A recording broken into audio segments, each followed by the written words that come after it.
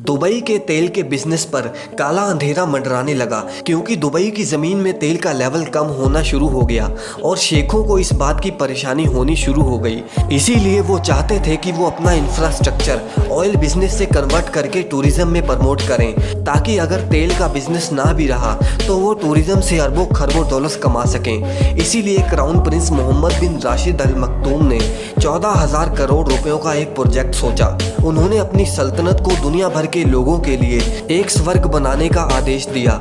हर साल दुबई में 50 लाख टूरिस्ट घूमने फिरने आते थे, जिसे वो बढ़ाकर 1.5 करोड़ कर देना चाहते थे। लेकिन उसमें दिक्कत ये आई कि दुबई बहुत छोटा शहर था जिसमें सिर्फ 50 लाख लोग ही रह सकते थे, और इसीलिए क्राउन प्रिंस ने यह ठान लिया कि अब वो समुद्र के बीच में एक शहर बनवाएंगे, और वो चाहते थे कि ये काम सिर्फ 6 साल में कंप्लीट हो जाए।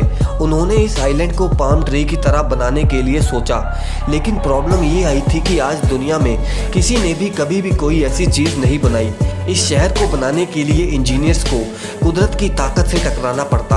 आइए आज की इस वीडियो में हम जानते हैं कि कैसे दुबई के शेख ने सिर्फ 6 साल में ही समुद्र में पूरा का पूरा शहर खड़ा कर डाला। लेकिन उससे पहले अगर आपने हमारे चैनल को सब्सक्राइब नहीं किया तो इस चैनल को जरूर सब्सक्राइब कर लें। नंबर 1, यह विशालकाय शहर समुद्र में सीमेंट और स्टील की मदद से बड़ी आसानी से बनाया जा सकता था, लेकिन दुबई के शेख ने कुछ और ही सोचा था। उनकी सोच ने इस चुनौती को और भी ज़्यादा बढ़ा दिया। वो चाहते थे कि इस शहर को पूरी तरह कुदरती सामग्री से बनाया जाए ताकि ये आसपास के माहौल में घुल मिल सके। इस प्रोजेक्ट में इतनी रेत और इतनी चट्टान लगने वाली थी जितनी में तो दुनिया के चारों तरफ 2.5 मीटर दीवार बन सकती है। और इस प्रोजेक्ट को अंजाम देने के लिए दुबई ने दुनिया भर के खास इंजीनियर्स को हायर किया। नंबर 2, इंजीनियर्स को ये फिक्र थी कि सर्दियों में उत्तरी तूफान से आने वाली हवाएं और 2 मीटर ऊंची लहरें इस शहर पर वार जरूर करेंगी।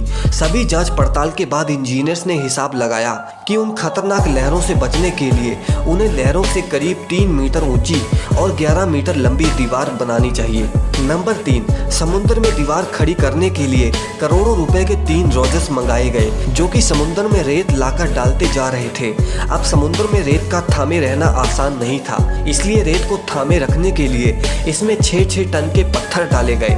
ये वही पत्थर हैं जो इस आइलैंड को समुद्र के विनाशकारी लहरों से बचाकर रखेंगे।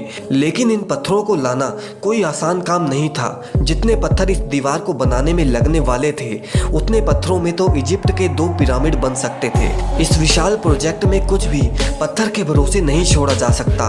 जरा सी हलचल में ही पत्थर सरक जाएंगे और पूरे का पूरा शहर समुद्र अपने अंदर निगल जाएगा। इसीलिए गोताखोर बार बार समुद्र में डुबकी लगाकर नीचे पत्थरों की पोजीशन को चेक करने जाते रहते थे। नंबर 4, अब बाकी का काम करने के लिए दुबई को 9 करोड़ 40 लाख घन मीटर रेत के स्रोत की तलाश करनी होगी। आपको नहीं पता तो मैं आपको बता दूं कि इतनी रेत में पूरे लंदन को 1 मीटर नीचे दफनाया जा सकता है। अब आप ये सोच रहे होंगे कि दुबई में तो रेत की कमी है ही नहीं। दरअसल मैं आपको बता दूं कि जो दुबई में रेत पाई जाती है वो बहुत ही बारीक कणों से बनी होती है जो कि समुद्र में बड़ी आसानी से बह जाएगी। इसीलिए इंजीनियर्स मोटे कणों वाली रेत को खोजने में लग गए। इंजीनियर्स को वो रेत 6 समुद्री मील दूर सागर तल में मिली। रेत को पाइप के जरिए 10 मीटर प्रति सेकंड के हिसाब से समुद्र में छिड़काना शुरू कर दिया गया। और शायद आपको ना पता हो कि इस गति से सिर्फ 4 सेकंड में एक ओलंपिक स्विमिंग पूल को भरा जा सकता है। नंबर 5, अब काम तो ठीक तरह से चल ही रहा था, लेकिन इंजीनियर्स को शक था कि क्या उनका ये आइलैंड ठीक डिजाइन से बन रहा है। लेकिन दुबई के पास इस शक को दूर करने का उपाय 606 किलोमीटर ऊपर अंतरिक्ष में था। दुबई ने अपने भेजे जीपीएस सैटेलाइट के जरिए ऊपर से ही प्रोजेक्ट को मापना शुरू कर दिया कि प्रोजेक्ट का डिजाइन ठीक तरह से बन रहा है या नहीं। और इस तरह दुबई प्रिंस भी अपने इस ड्रीम प्रोजेक्ट पर घर बैठे ही नजर रख सकते थे। अब सबको ये दिख रहा था कि पाम बीच का सपना सच हो रहा है। नंबर 6, अब इंजीनियर्स को एक और चुनौती ने घेरे में ले लिया। इस विशाल द्वीप को 1,20,000 लोगों के शहर का बोझ उठाना है और उनकी सुरक्षा अब इस आइलैंड की बुनियाद पर टिकी हुई थी। इस रेत के द्वीप को चट्टान जैसा ठोस होना चाहिए, लेकिन कैसे? और इसीलिए इंजीनियर्स रेत को सख्त करने के लिए उपाय ढूंढने में लग गए और काफ़ी रिसर्च के बाद इंजीनियर्स ने इसका भी हल ढूंढ निकाला। उन्होंने डिसाइड किया कि उन्हें 12 मीटर की गहराई तक रेत को सख्त करना होगा। उन्होंने वाइब्रो कंप्रेशन नाम के प्रोसेस का उपयोग किया। इसमें ड्रिल को जमीन में गहराई तक उतारा जाता है। फिर इस शाफ्ट की वाइब्रेशन से चारों तरफ की जमीन हिलती है और जमीन ठोस होती चली जाती है। इस प्रोसेस को करने के लिए 15 मशीनें लगातार 8 महीनों से ही ड्रिल करती जा रही हैं और ये काम जरूरी भी था क्योंकि 1,20,000 लोगों की जिंदगी का सवाल था। नंबर 7, अब प्रोजेक्ट तो खत्म होने की कगार पर था, लेकिन ऐसे प्रोजेक्ट्स में जब काम खत्म हो जाता है तभी कोई प्रॉब्लम जरूर खड़ी होती है। दरअसल उन्होंने देखा कि समुद्र का पानी योजना अनुसार द्वीप के चारों तरफ नहीं घूम रहा।